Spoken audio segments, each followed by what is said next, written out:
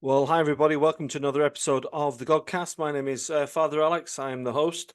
I'm also the vicar of St Matthew's Church in Burnley, and I am the author of Our Daily Bread from Argos to the Altar, a Priest Story, which is available on Amazon and Waterstones and all good bookshops. So do check that out.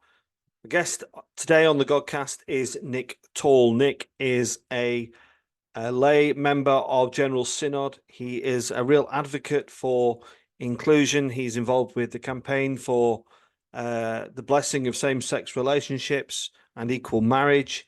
He's involved with Inclusive Church. He's involved with Open Table, and he is a real advocate and supporter. So do enjoy this interview now with Nick Tall. If you do enjoy it, then do check out my other interviews on the Godcast. There's lots of people from a religious background. There's lots of celebrities, musicians, authors, something for everybody. So do go check that out. But for now, enjoy this interview with Nick Tall. I'm delighted to say that joining me on the Godcast this week is Nick Tall. And Nick is a member of General Synod in the Church of England. He's an advocate for Inclusive Church, and he sits on numerous groups and panels. Nick, it's fabulous to get you on the Godcast. How are you? I'm fine, thanks, Alex. Really good to be on the Godcast. Great to be joining you. Yeah, it's great to get you on, Nick. So let's get down to business. Well, maybe a little bit of context, Nick. Tell us why you as an individual are so keen to be an advocate for a more inclusive church. Yeah, well, I've been involved, particularly I was drawn in through campaigning on the LGBT plus side of things and been involved in that for about 10 years. And it's because I don't have skin in the game. I'm not gay. I'm not trans. I have, by complete chance, life has given me a lot of privilege in life in the sense that I'm white, I'm straight, I'm married, I'm mostly able-bodied, I'm financially secure, all of those sorts of things, which means I can confidently go into any church and I know I'll be welcomed with open arms and people will be very happy to have me there. And if I ask to be involved in part of the life of the church, or if I thought I wanted to apply for ordination, because of who I am, there wouldn't be any barriers whatsoever. And it just really galls me when other people, just because they happen to be gay or they happen to be a woman or they happen to be global majority heritage, do hit barriers that someone like me doesn't have. So as a Christian, I see the gospel very much being about reaching out to draw in those who are marginalized. Jesus is forever doing that within scripture. And so I just feel compelled out of my Christian faith that everyone should have the chance to have the sort of privilege I've had, which leads a very full life.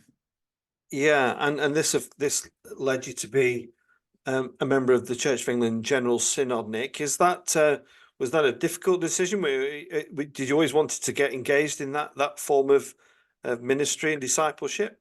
Well, it was I can remember quite clearly. I used to meet up with some friends locally in Somerset on a regular basis to talk about how we could just help the church, whether locally or nationally, be a bit better in terms of being more inclusive. And I remember very strongly saying, I'm not going to stand for General Synod. But as a bit of background for me, many years ago, I worked for a diocese. I ran the Synod office for that particular diocese. So I was very involved with the governance and the workings of the Church of England. And so I understood how it worked. And it just made me realize, actually, if you're going to help make changes, it's probably best to be inside the room when the decisions are taking place, to be able to make the case and to vote. And so in the end, I accepted that actually I was probably a synod-shaped person and needed to put myself forward. And the process of if we look at living in love and faith, Nick, give our listeners and viewers some context to how this process began and how it evolved. It happened before I was a member of Synod.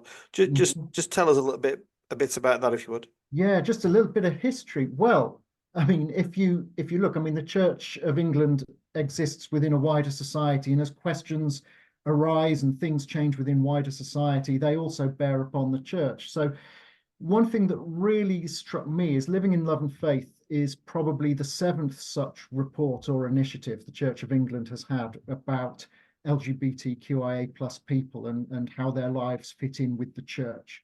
About the 7th such report over about 50 years. So there's a long history of this, as long as, you know, sort of society has been waking up to and making more space for LGBT plus people.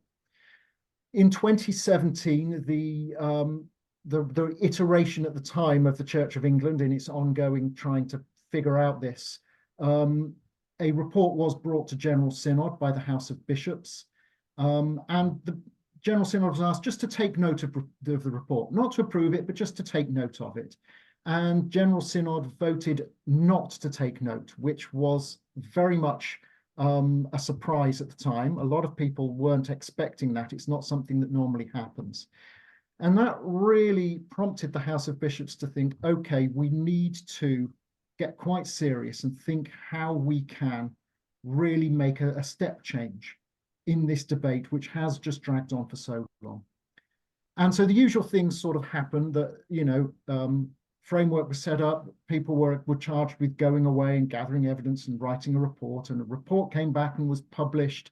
I think it was late in 2020 with lots of resources.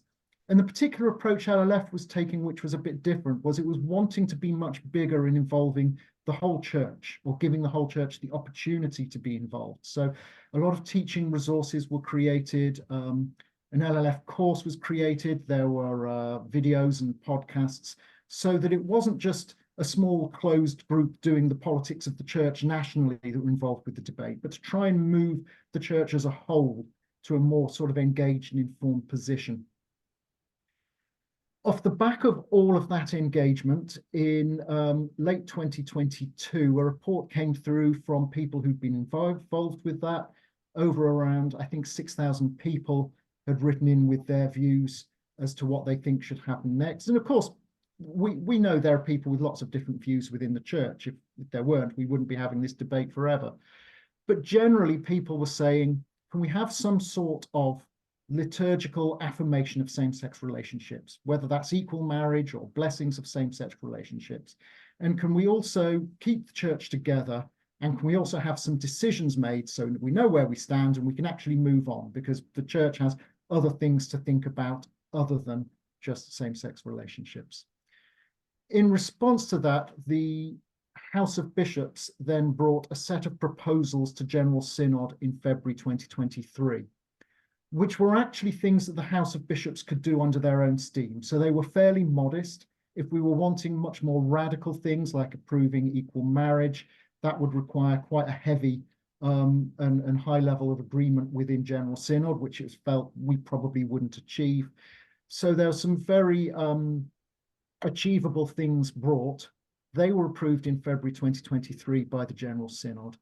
And really, since then, we've had over a year of arguing more and more about how we actually do those things. And there's been quite a backlash from those who feel opposed to any change whatsoever, to try and oppose that and to get that bogged down, and for their position to be heard, if you know, to be fair. But you know, we've had that. There have been further debates at Synod. More work is ongoing, but that's a bit of background. And when LLF was launched, Nick, were you an optimist? Were you hopeful, or were you kind of a little bit cynical at this point? Well, I would say I've never been cynical. I'm usually on the optimistic side. That's partly as a person of faith. I always am optimistic. You know, I believe in God. I walk with hope always. I'm also a straight person and relatively new to all of this, having only been involved about 5 years when LLF came out. I have known some absolutely wonderful gay Christians who have been decades walking this path and have been let down time and again. So I would say that I was open for there being change, certainly willing to be engaged with the process. I do recognize it's something that LLF isn't something that one part of the church should do to another, but actually a process whereby we gain greater understanding of each other and figure out a way how we can most authentically be the sort of Christian that God calls us to be. So I would say I started out with, some hope, but not sure what to see. And I would say I still have, optimism, even though a lot of people are feeling the process has dragged on a bit so far. Yeah, and let's just go to that synod in February 23, Nick. I mean, I've worked in management most of my life, and middle management roles, of course, never a senior role.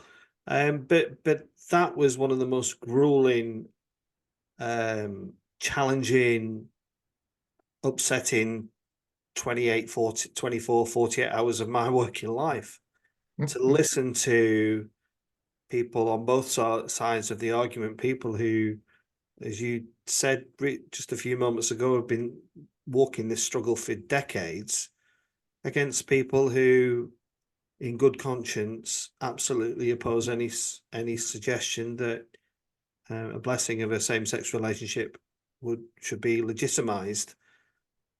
What were your feelings as all that was going on in those debates, Nick? Where was your head going? Okay, I mean, so first of all, my own church experience is I worship in a provincial evangelical church in a county downtown down in the southwest, and a lot of the things which people say around same-sex relationships and about LGBTQIA plus people, I have heard before, and so I've got a relatively sort of habituated to some of the comments which some people might not come across in other areas of life. I also recognize that people who come from a more conservative perspective, actually, these are people who are friends of mine. I worship with people who hold some of the views that you and I would disagree with. And so I cannot other the people I hear in General Synod who say things that I disagree with on this matter. They are still my sisters and brothers in Christ. I will still do all I can to love them and to support them. I had a slightly different experience, I expect, from most within the debate, because I helped to organize the inclusive constituency within General Synod. So I'm known as a bit of a stats geek. I understand the sort of numbers within General Synod. So I was really kind of doing the sort of the technical analysis of what was going on vote by vote and trying to figure that out. So it was huge concentration throughout. And, I wasn't getting too emotionally pushed either way in some ways. The minute the vote came through, I went jelly. I just felt I'd been concentrating on it so hard. The vote came through. We'd achieved what we'd hoped we'd want to achieve. And yes, I suddenly found I didn't know what to do with myself. But I suppose it's, you and I both enjoy our sport. It's the sort of sporting analogy of while it's actually happening, you're just focused on what needs to be done. And at the end, when it finishes, suddenly all those months, those years of preparation for that moment, it's all gone, and you don't know what happens after that. Yeah, but just staying on that theme of a sporting analogy, it wasn't so much as winning the FA Cup, it was more winning the Sherpa Van Trophy final, wasn't it? Because people like myself and others just think, well, this is not huge. In the context, it's huge, but in many ways, it's minuscule. It was described by some as crumbs under. We're not even being offered crumbs under the table. Sure. So and you being the eternal optimist, and me maybe being a glass half empty kind of person. Where do you see the future of this? I mean, it is 18 months, and we're still many ways not that much further forward. What's your kind of analysis as we look to the future? Okay, well, I mean, first of all, addressing the sort of the crumbs under the table thing, absolutely agree there. I mean, what I want is equal marriage within the Church of England, in that for my, if my daughter decides she wants to meet someone and wants to marry them, that, if she just happens to meet a nice young guy, she'll be able to go to, the church where she grew up and get married there. I want, if she happens to meet, some nice young woman and wants to marry her, the same thing can happen. I want that complete equality there. What's on the table is not that. It's a step in that direction. And I think once things are implemented, it will help to change the culture of the church, help change a lot of attitudes. A lot of the resistance that was there with women priests in the 1980s, early 1990s, a certain amount of that just went away when people finally saw women being ordained and realized that actually there was nothing to be afraid of. What I think is going to happen next, well, there have been working groups that have been meeting. There have been meetings of the House of Bishops looking at implementation. I've not been a part of any of those meetings, so anything I say now is not a secret scoop. It's speculation from the outside. But I'm kind of picking up a sense that there is an acceptance that a couple of things are going to happen. How they're going to happen and what comes alongside them, I'll come on to. But the two things that are going to happen, the first is that standalone services of blessing are going to happen. So you probably remember, Alex, before Christmas, the House of Bishops said, here's some liturgical resources you can use in an existing service, like your Sunday morning service for the blessings, you know, with a gay couple. But at the moment, we're not wanting you to do something on a on a Saturday morning that people might think looks like a wedding.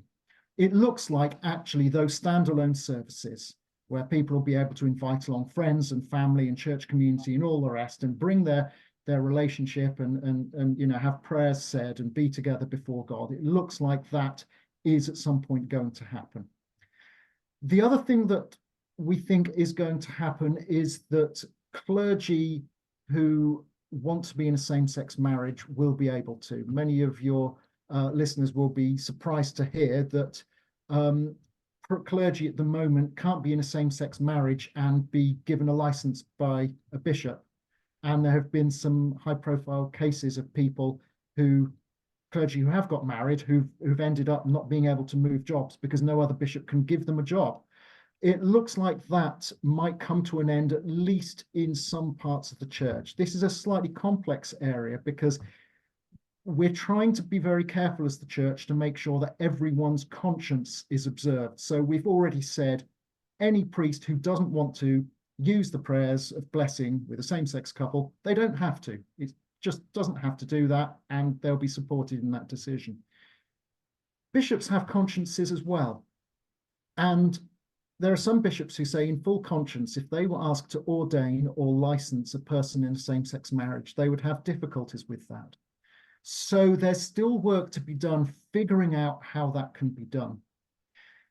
There is a third part of the discussion which goes around all sorts of vague euphemistic language, such as pastoral support or you know, pastoral reassurance. But it's basically saying, okay, we're moving forward to allow prayers of love and faith to happen. We're moving forward for the guidance we have for clergy and how they order their lives so that it's going to be much easier for LGBTQIA plus clergy to be married to someone of the same sex and still continue ministry. What changes do we need to make? What provisions do we need to put in place so that everyone within the church can live within that new context within full conscience, regardless of their particular theological position within these issues? And there's still vague work that's needed to be sorted out around that. And there are lots of different models that have been talked about, some quite outlandish, some very minimal. And that's where I see there's still more work to be done. That all sounds very positive to maybe progressives out there, but you and I know, Nick, that there are people within more conservative wings of the church that are, for want of a word, wanting to kind of move properties, such as you are. You know, they want this term settlement is being used, hasn't it? And there's the thing called the Ephesians Fund, and so this kind of looks like some maneuvering from conservative aspects of the church to you know, almost walk away in disgust. What's your take on that? I would start from the position of taking very seriously and recognizing that there are people for whom the suggestion of the changes that have come off the back of LLF have been a real shock. We know that some parts of the church didn't fully engage with LLF, and to be honest, COVID was happening, so I can't blame everyone for not doing that. But it is one of those things that a bit like, you remember after the sort of 2016 referendum vote, a lot of people suddenly saw how voting went and were suddenly shocked to think, oh goodness, I didn't realize, because we only really relate to people with similar views to ourselves. So I knew a lot of people who voted Remain who were suddenly really surprised that so many people didn't see the world the way they did. And I think that there are probably quite a lot of people in the church of different views who are waking up to the fact that the Church of England is actually quite diverse. And it's a real shock if you worship, say, within a fairly traditional conservative church week by week, and you have a certain set of assumptions of how the church is, to suddenly find the set of proposals around gay clergy and blessings of relationships, to suddenly realize that will be happening maybe in a church next door to you. I can see how that would be a real surprise. So, I do have some sympathy of needing to find ways to reassure people that actually there is still going to be a space for them within the life of the church when we move to extend the opportunities that are available. It always saddens me when money gets involved, because I think that can sometimes be seen as a bit coercive. It's almost a bit like a controlling relationship. Well, you want to do that, well, I'll withdraw the funds so that you're going to really struggle if you don't. And I think there's a lot of sort of anxiety in parts of the church as to what shape the church might come into if too much ground is given there. I certainly hope we don't end up in a position where the church is effectively internally partitioned, where effectively we have two different varieties of the Church of England under one roof, not talking to each other, just sharing buildings and a few other things, but otherwise operating separately. That really, I want a Church of England that holds together and actually, we can value each other because of what we've got in common, not because of what we have that's different. But I am aware there are churches that are feeling very unsettled. I hope that they don't use that sense of being unsettled and weaponize it to try and divide the church. I hope they will respond by seeing that Christians like myself and yourself are brothers and sisters in Christ, and that actually, our mission together, our ministry together is much stronger if we have a high acceptance of each other and can work together, rather than trying to find arcane structural ways to rearrange the church. Yeah, I agree with a lot of what you've said, Nick. But a struggle for me and maybe for some others is how far is enough? How much can I give you without actually saying enough is enough?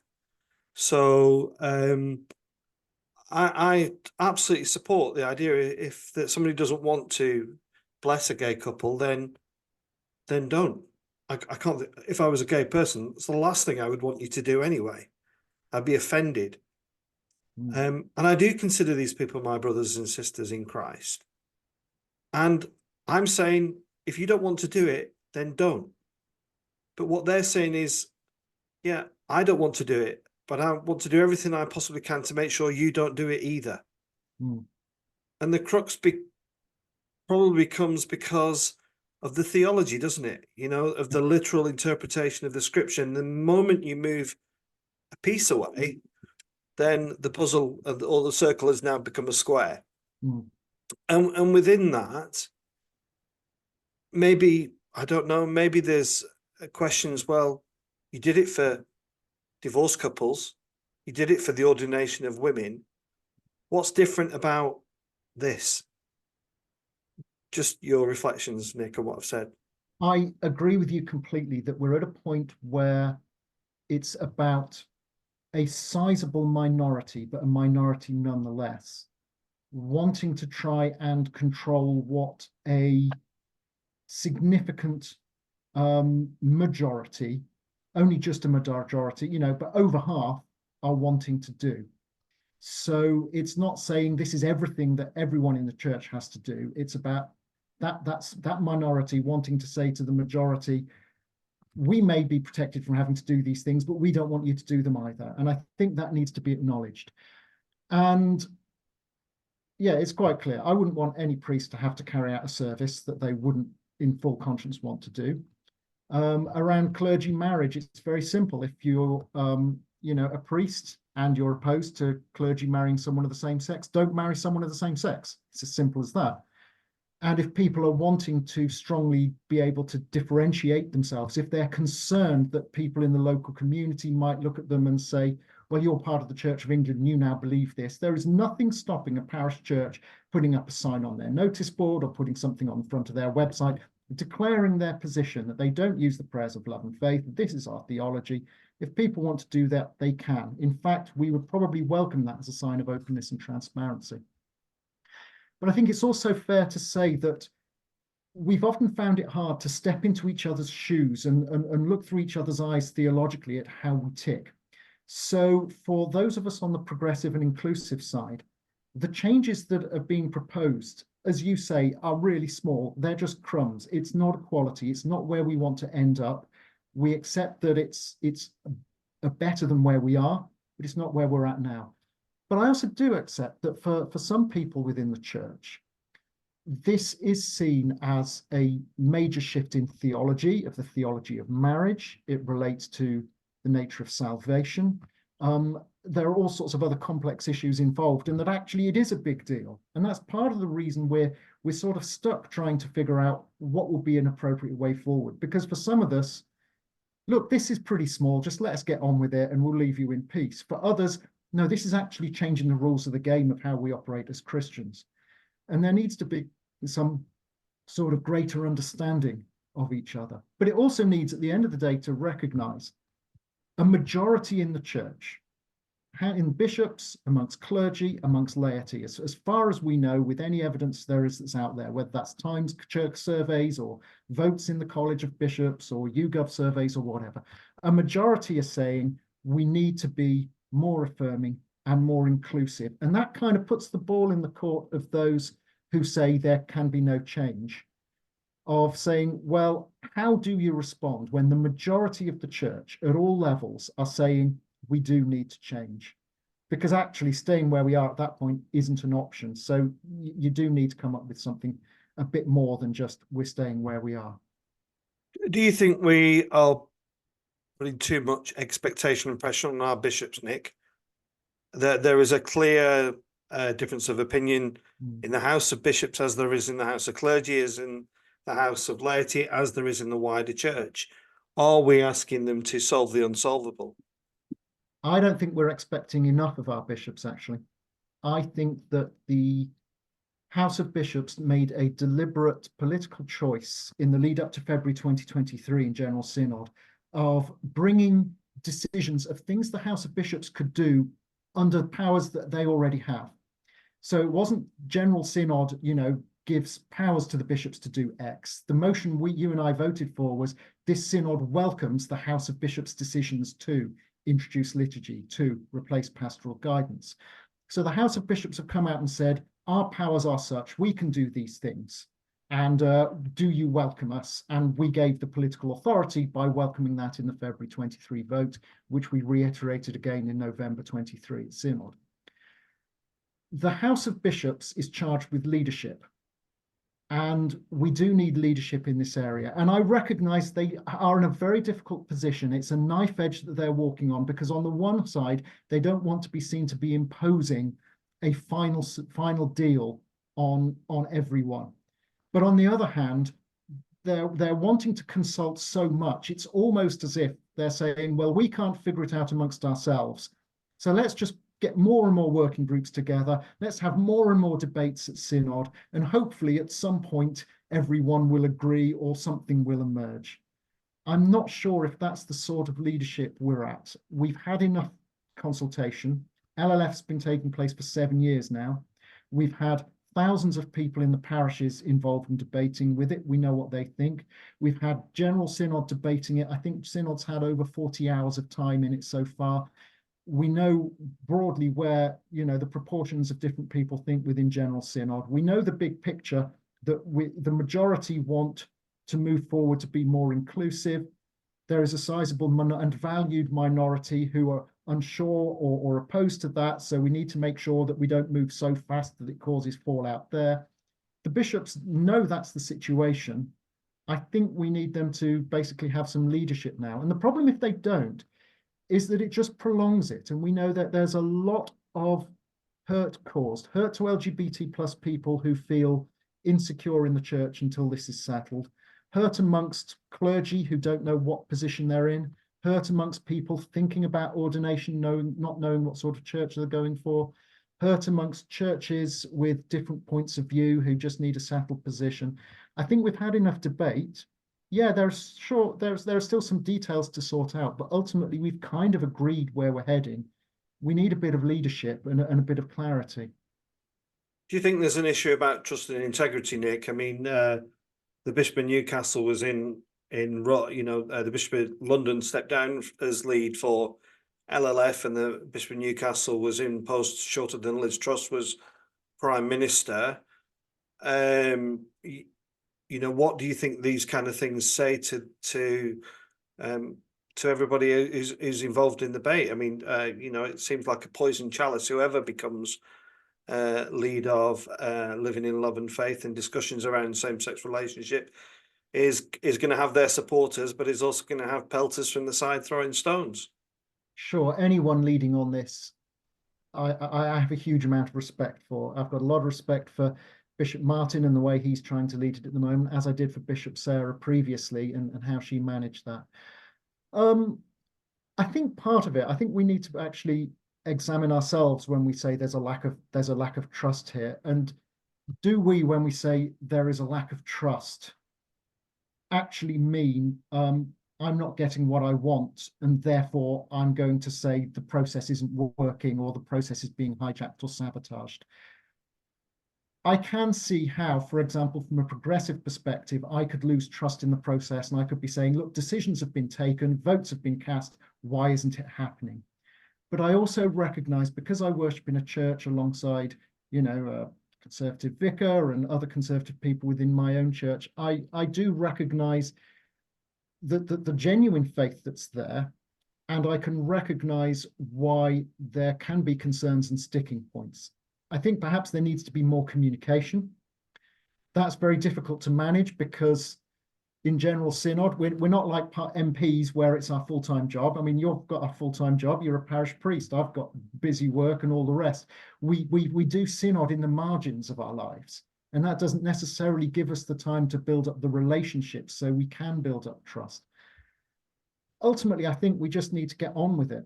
We've had a lot of debate, and I think if people say, oh, we haven't had this information or we haven't debated about that or whatever, I think what I usually hear is we're needing to delay on this because I'm feeling unhappy. And I think to delay when we've had 7 reports over 50 years, I mean, how long does it take? Yeah, I think it raises issues for me about credibility and standing in the wider in the fabric of society in the country. Around us we've got the Church of Wales that are fully inclusive and have recently installed a bishop that's in a gay relationship. I recently had a friend on from the Methodist Church where it seemed as acceptable and supporting of same-sex relationships.